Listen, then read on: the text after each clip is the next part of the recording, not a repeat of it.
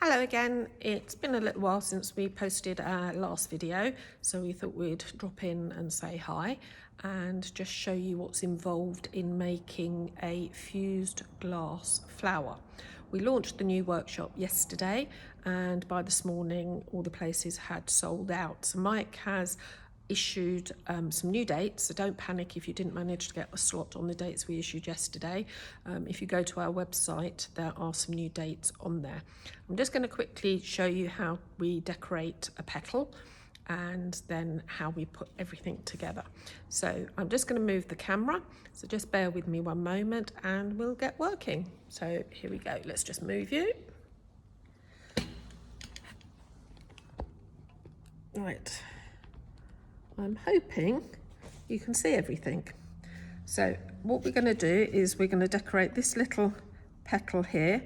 Now I've put everything onto a dark background so you can see, because we're going to be using white powdered frit, a topaz and a pink, and we're going to decorate this little piece of glass, which is going to be one of our 8 petals.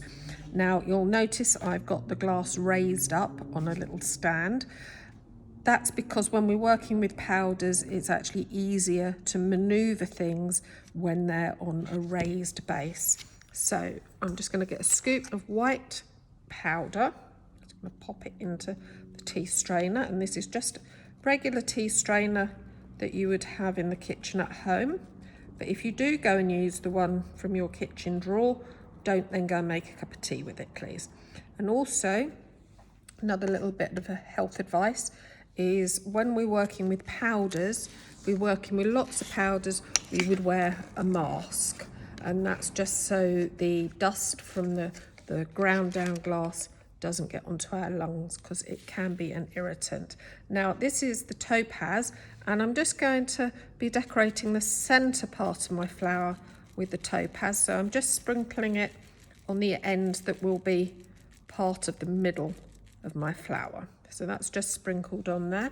You can see the white up here and then the topaz just there. Now a little scoop of pink, because I don't know if you've ever looked particularly closely at daisies, but they do have little pink touches.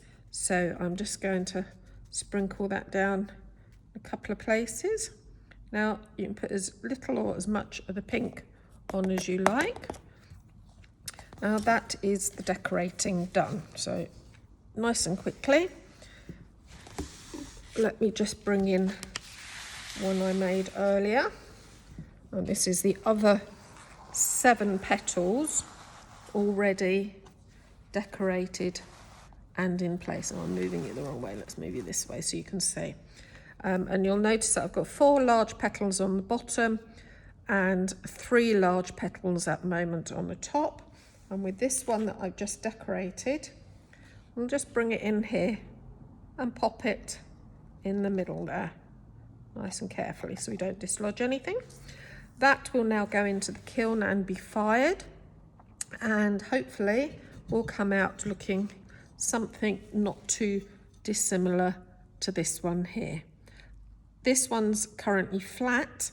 I've only just taken it out of the kiln about 20 minutes ago, and it's got to go back into the kiln in a mould so it takes on a little bit of a curved shape. But that is how we end up with our glass flower. I hope you like that. So for those of you that wanted a space but didn't actually manage to get there in time, pop over to our website and you'll be able to see the new dates there.